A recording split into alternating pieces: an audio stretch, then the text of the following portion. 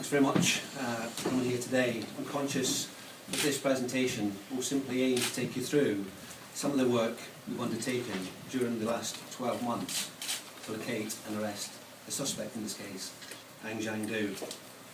I also want to echo my thanks to the media and the coverage we've had in this investigation, which has certainly given some support to us and allowed us to continue with the work we've been doing from day one.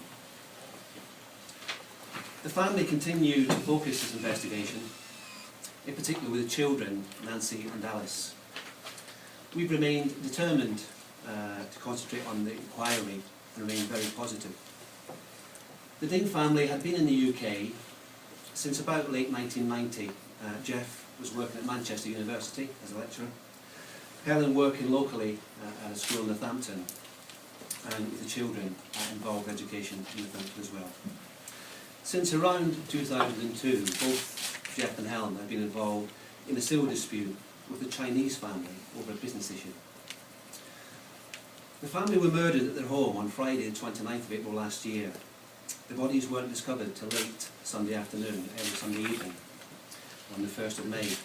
Extensive forensic examination of the scene took place late Sunday and into Monday, the 2nd of May, all day Monday the 2nd of May.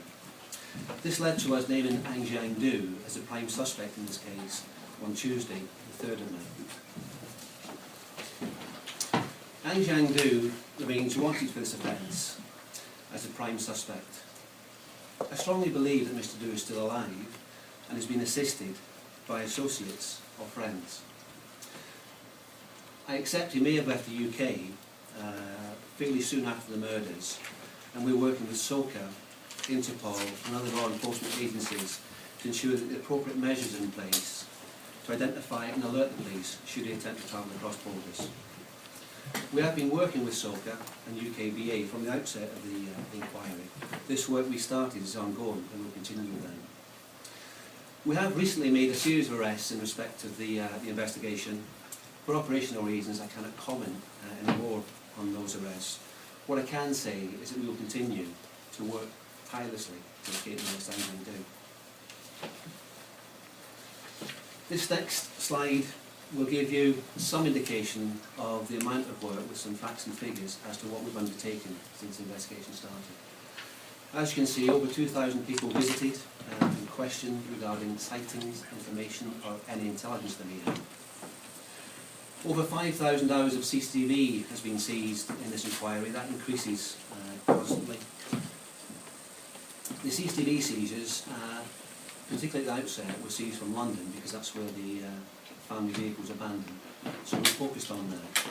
We have had over 380 suspect sightings. The majority of those sightings have been in the UK, and all of those sightings are dealt with under a very strict process to make sure we get the optimum from those sightings. The size of the core investigation team has been maintained from day one, but I want to emphasise that throughout, this team has been enlarged and supported by officers and expertise from other forces and agencies, both nationally and internationally. The media have also played their part, with Crime Watch UK, for example, producing sightings in France, Spain and Gibraltar. These sightings and inquiries have all been dealt with by the respective police forces. I think it's important for me to explain the approach we've taken to this investigation from the outset. It's a phased approach, and you may ask why a phased approach. Working to locate and arrest Ang Jiang Du, I accept that the family and victims have all lived in the UK for many years. We focused initially within the UK on the West Midlands, the home address of the suspect. Manchester, due to Jeff's links through work over there, and also London, where the vehicle was abandoned, We prioritised that investigation because we had to try to identify where Ang Jiang Du may have left London from, if he left London. And so we sought the maximum publicity for that aspect of the investigation. I should also stress that today we've had no confirmed sightings of Ang Jiang Du anywhere in the world. This is one reason why I've fully utilised the Crime Stoppers structure, for example, throughout the UK, Europe and lately North America, to highlight to as wide an audience as possible our hunt for this suspect. We currently have 43 police forces in the UK, SOCA, Interpol and the respective law enforcement agencies throughout Europe and again in China, ensuring that every sighting, all possible leads are analysed and investigated thoroughly.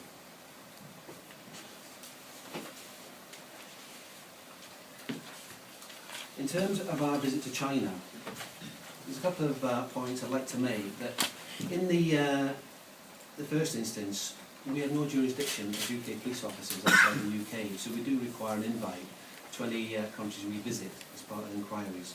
We obtained that invitation, but I have to again stress that from the outset, we worked with the Chinese embassy in London and Chinese law enforcement to make sure any inquiries we had, which were urgent, were being dealt with properly by the Chinese authorities. They were very helpful to us from the outset, and they also facilitated some assistance for the family of the victims to travel from China last year. Our visit to China had three specific aims. These were to brief the Ministry of Public Security, which are essentially the Chinese police in Beijing, and inform them of the inquiry, the work we've undertaken today, and also to seek their assistance with further inquiries.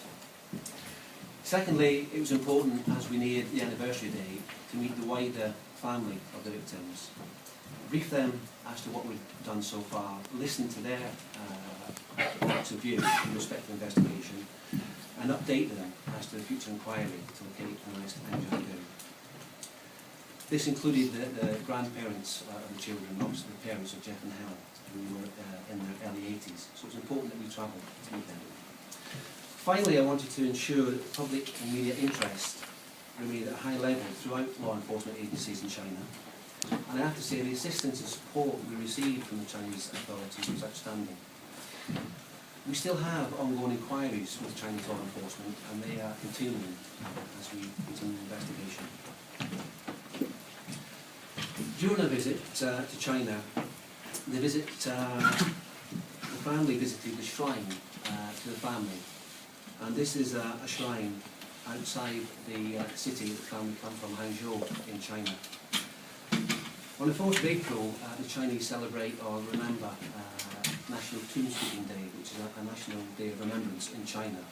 And the families visit the shrines or graves of the deceased. The tradition is to prepare the favourite meals of the deceased, and also to burn paper money to ensure that the families travel through the afterlife with enough means to fund that travel.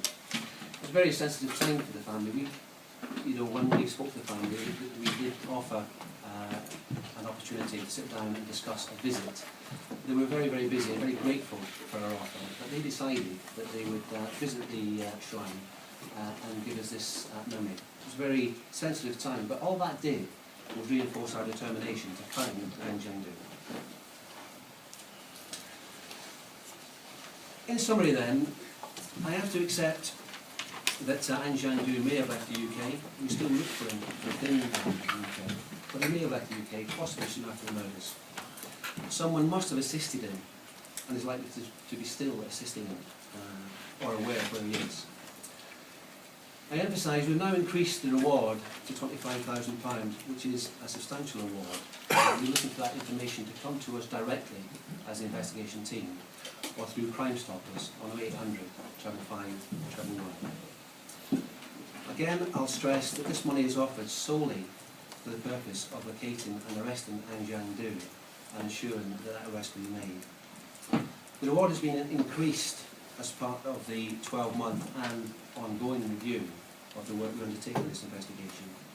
And I certainly feel that this is an appropriate time to increase the sum of money offered, to ensure that we take every opportunity to elicit that vital piece of information which will allow us to identify where he currently is. We still have that team of dedicated officers and staff who are fully committed to locating An Jiang. Our recent inquiries in China, the recent arrests, and some of the ongoing work should demonstrate our full commitment to tracking down An Jiang. And again, in terms of Interpol, we are working with Interpol, who have access and contact through 180 countries worldwide, and that's the work we're doing. This is the updated reward. £25,000 reward has increased, which I think is a very substantial amount of money for that small piece of information. I have to accept that if this is what's required for that person with that piece of information as to where he is, then having sat down and reviewed where we are with the investigation, this is certainly the appropriate time for us to increase that reward, and that's what we're doing today, sending it out.